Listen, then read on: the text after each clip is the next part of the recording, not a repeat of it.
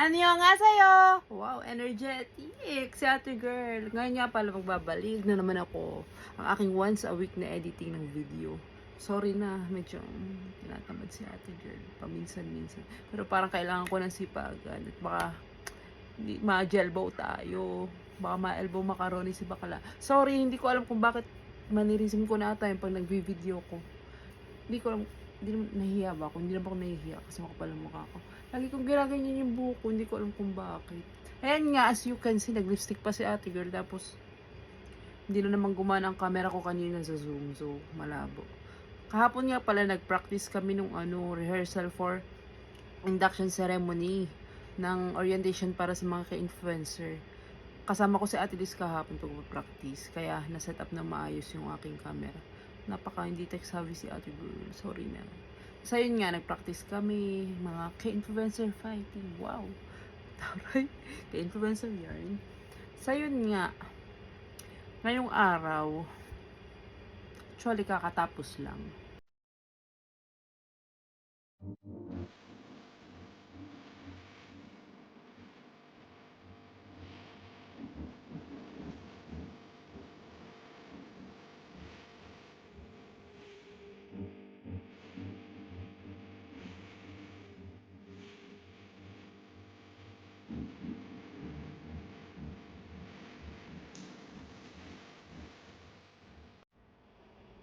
Nag-ano kami, induction ceremony na talaga. May mga speakers, ganyan, manager.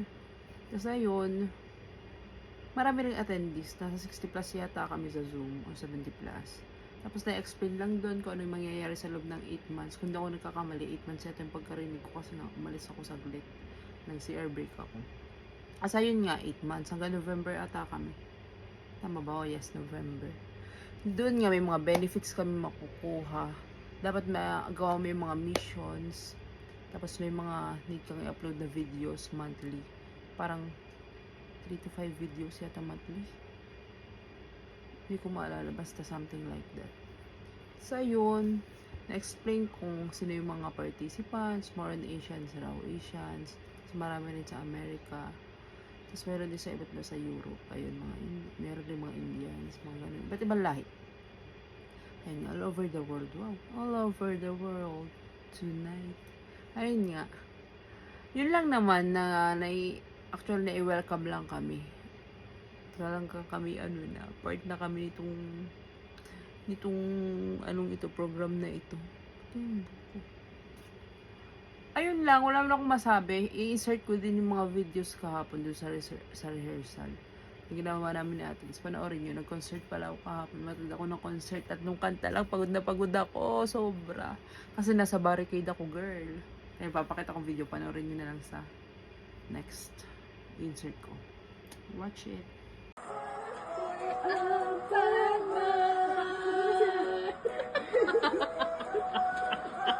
Ang hirap yung iwasan, pipisas tayo. Dali na suka ni Kanye doon. Oo. Pwede ko na tayo mag-ganto pa doon, sir. Nakasunta mo. Ang sa ibanit. Magandang idea, pang content. Barricade yard. Ganyan na.